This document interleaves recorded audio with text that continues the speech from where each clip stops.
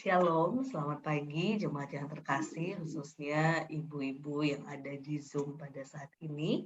Kita bersyukur pagi hari ini kita masih diberikan nafas kehidupan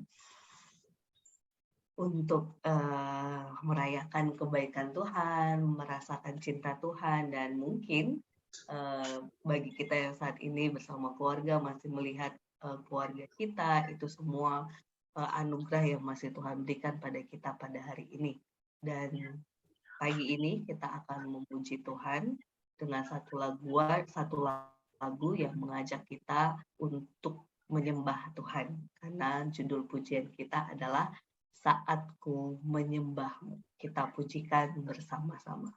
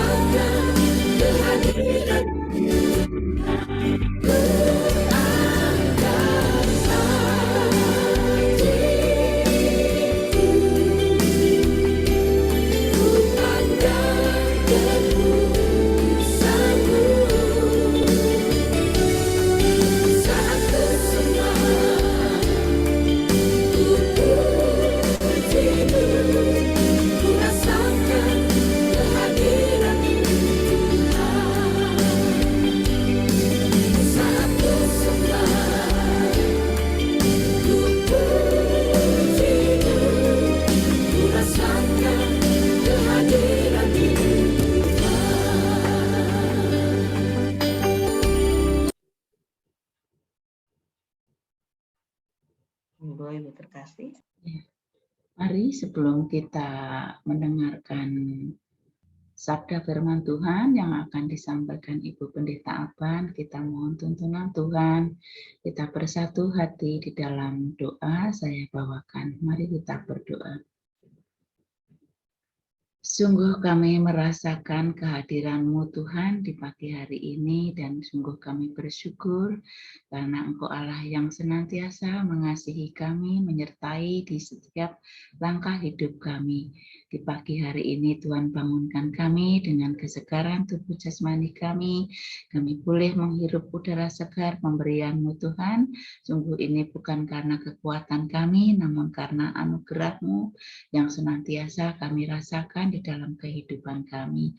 Dan kami bersyukur karena Roh-Mu yang kudus sudah menuntun kami untuk kami boleh mempunyai hati yang sama, mempunyai kerinduan yang sama untuk mendengarkan sabda firman Tuhan di pagi hari ini. Bapak, kiranya Roh-Mu yang kudus membuka mata hati kami supaya kami benar-benar tertuju kepada sabda firman Tuhan yang akan kami dengarkan. Biarlah sabda firman Tuhan yang akan kami dengarkan boleh termaterai di dalam hati dan pikiran kami untuk kami mau terus belajar melakukan di dalam kehidupan kami. Roh Kudus yang menuntun, Roh Kudus yang memampukan, memberikan hikmat kepada kami sehingga setiap hal yang kami lakukan, yang kami kerjakan adalah hikmat yang datangnya dari Tuhan untuk mendatangkan kebaikan dan damai sejahtera bagi kami semua. Bapak, kami berdoa untuk Ibu Pendeta Aban yang akan menyampaikan sabda firman Tuhan. Biarlah apa yang sudah dipersiapkan dapat disampaikan Roh Kudus yang menuntun sehingga setiap kata yang dikeluarkan adalah berasal daripada-Mu Tuhan untuk mendatangkan kebaikan dan damai sejahtera juga di dalam kehidupan kami, bagi kami yang mendengarkan dan bagi setiap kami. Bapa di surga, kami berdoa juga untuk saudara-saudara kami yang lain yang belum bisa tergabung bersama-sama dengan kami di pagi hari ini. Juga Tuhan menyertai, Tuhan memberkati di dalam setiap kehidupannya, dan Roh-Mu yang kudus membukakan hatinya sehingga pada saatnya nanti Tuhan berkenan menolong sehingga saudara kami juga boleh bersama-sama kami mempunyai kerinduan yang sama untuk boleh bersama-sama di Sabtu pagi mendengarkan sabda firman Tuhan. Bapa, kami menyerahkan doa kami, permohonan kami ini hanya kepadamu ya Bapa. Ampuni akan segala dosa, kesalahan kami yang kami lakukan. Kami naikkan doa kami alaskan di dalam satu nama yang kudus.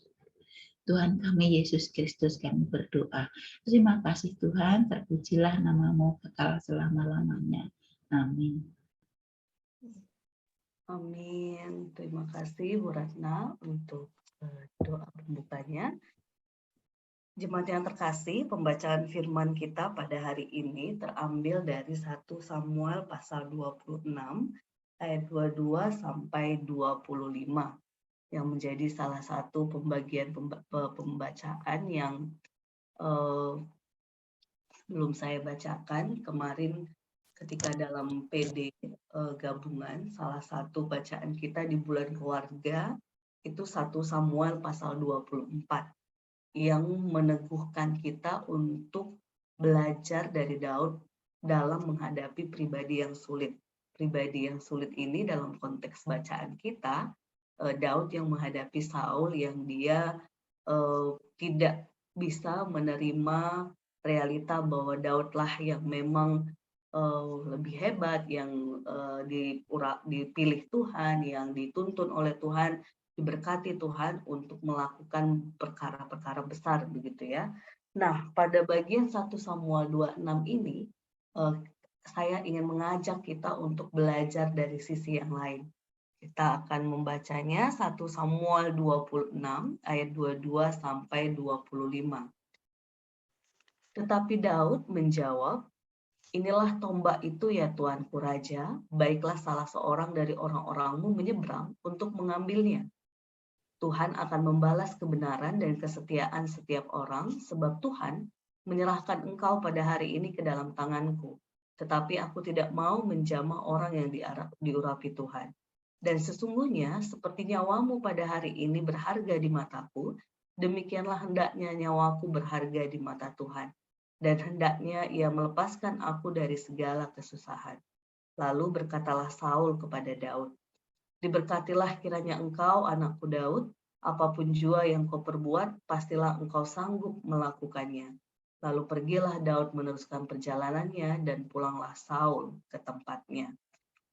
Kalau kemarin kita belajar bagaimana Daud yang tetap bersikap mengasihi baik kepada Saul yang ingin mengejar dia, membenci dia, ingin memusnahkan ya, kalau pakai kata memusnahkan saja begitu ya.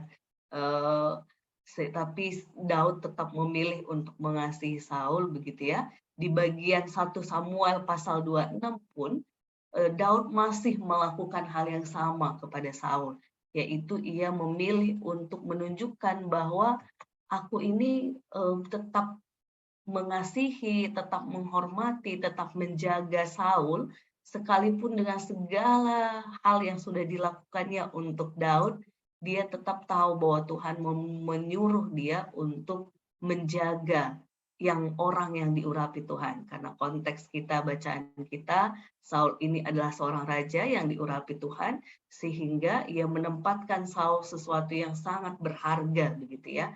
Dan Daud berharap seperti nyawa Saul yang ia tempatkan sungguh-sungguh berharga, maka nyawa dirinya pun itu berharga di mata Tuhan, sehingga Tuhan akan terus melepaskan dia dari segala kesusahan.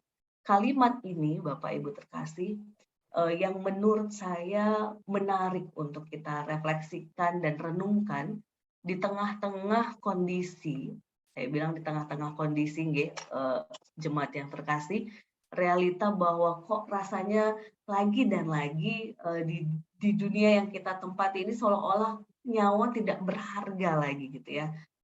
Dalam seminggu ini saja kalau Ibu dan Mbak yang walau lagi dan lagi, saya kemarin-kemarin pernah bilang kayaknya nggak mau ikutin berita, tapi itu yang muncul begitu ya. Bagaimana berseliweran lagi berita yang orang tiba-tiba memusnahkan nyawa seseorang di gang gitu ya. Lalu ada orang juga yang dengan mudahnya lagi berpapasan di lift, ternyata orang ini juga kelihatannya polos dan sebagainya, tapi ternyata dia punya niat untuk juga memusnahkan seseorang. Seolah-olah nyawa seseorang tidak berharga lagi di konteks dunia yang kita tempati sekarang ini gitu ya. Yang saya berpikir, aduh ini kalau bukan Tuhan yang menjadi sandaran kita, kita tidak bisa dijauhkan dari si jahat dalam konteks manusia-manusia yang mungkin sedang hilang akal budinya, yang sedang hilang hati nuraninya, sehingga begitu mudah melihat orang lain tidak lagi berharga. Nah, apa yang dilakukan Daud kepada Saul, ia menunjukkan bahwa aku memandang orang lain berharga, Saul berharga, sehingga aku yakin bahwa Tuhan pun memandang nyawaku berharga, sehingga Tuhan sendirilah yang akan melepaskan diriku dari kesusahan. Itu kalimat yang menurut saya menarik dari Daud yang saat ini kita pun mau membawa itu dalam kehidupan kita saat ini. Di mana kita pun marilah memandang orang di sekitar kita, nyawanya ataupun dirinya berharga di hadapan Tuhan dan bagi kita. Sehingga apapun yang kita lakukan, kita tahu bahwa kita mengasihi mereka, kita mau memanusiakan mereka. Sehingga sekalipun mungkin kita diperhadapkan dunia yang tadi saya bilang seolah-olah kok kayaknya nyawa tidak berharga lagi gitu ya bagi manusia saat ini gitu ya. Kita punya Tuhan yang melindungi kita dari mereka. Kita punya Tuhan yang menuntun kita ketika kita pun berhadapan dengan mereka yang tidak memandang berharga nyawa kita. Kita punya Tuhan yang melihat diri kita berharga di hadapan Tuhan. Yang saya yakin Tuhan punya banyak cara untuk melindungi, untuk menuntun kita, untuk memberikan kita kepekaan, untuk lepas dari segala kesusahan dalam tanda petik karena kita manusia. Jadi jemaat yang terkasih, hari ini sebenarnya saya sedang meneguhkan diri saya karena membaca berita-berita itu, tetapi sekaligus saya pun ingin meneguhkan jemaat terkasih pada saat ini. Di tengah realita kehidupan di dunia ini yang tampaknya semakin memandang nyawa orang tidak berharga dan suka-suka gitu ya, kita tetap bersandar kepada Tuhan yang memandang kita berharga, yang akan melindungi kita, yang akan menuntun kita. Bahkan sekalipun, ini saya sebutnya sekalipun ya Bapak Ibu terkasih ya, yang nanti mendengarkan di YouTube, dan kita yang di Zoom, sekalipun mungkin kita akhirnya hilang dalam arti nyawa kita karena konteks dunia yang kita tempati ini, maka ingatlah Tuhan memeluk kita, Tuhan merangkul kita dengan segala keberadaan kita.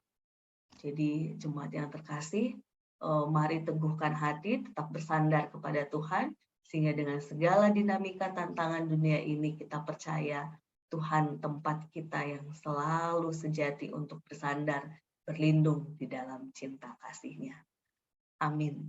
Satu lagu yang akan kita pujikan untuk semakin meneguhkan kita bahwa di tengah-tengah tantangan yang kita hadapi di konteks dunia yang saya sampaikan dalam firman tadi, kita punya satu Tuhan yang mampu untuk meneguhkan kita. Karena kadang-kadang ketika kita menghadapi si jahat dalam konteks dunia ini, tak satu pun yang dapat menolong kita. Tetapi kita punya Tuhan yang sekalipun tak ada orang yang mampu menolong kita, Ia mampu berkuasa melindungi dan menuntun kita. Kita pujikan tak satu pun.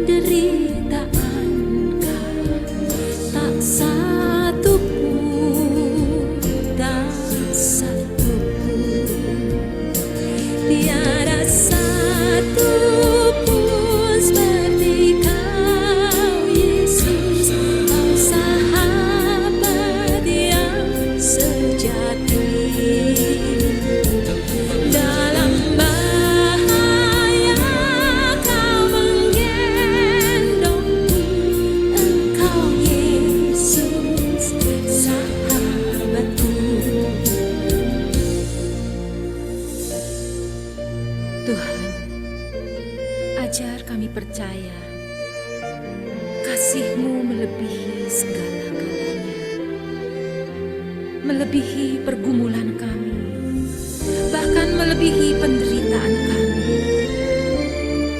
Tidak ada satupun yang dapat memisahkan kami dari kasih-Mu. Apa yang dapat memisahkanku dari kasih-Mu, Tuhan sahabatku? Sakit, penyakit, pencobaan, tak satu pun, tak satu pun, tiada satu pun seperti Kau, Yesus, Kau sahabat yang sejati. Dalam bahaya Kau menggendongku, Engkau Yesus sahabatku. Tiada satu pun seperti Kau, Yesus, Kau sahabat yang sejati. Dalam bahaya Kau menggendongku, Engkau Yesus sahabatku. Apa yang dapat memisahkanku dari kasih-Mu, Tuhan sahabatku? Aniayakah, penderitaanKah, tak satu pun, tak satu pun, tak satu pun yang dapat pisahkan dari kasih-Mu, Yesus.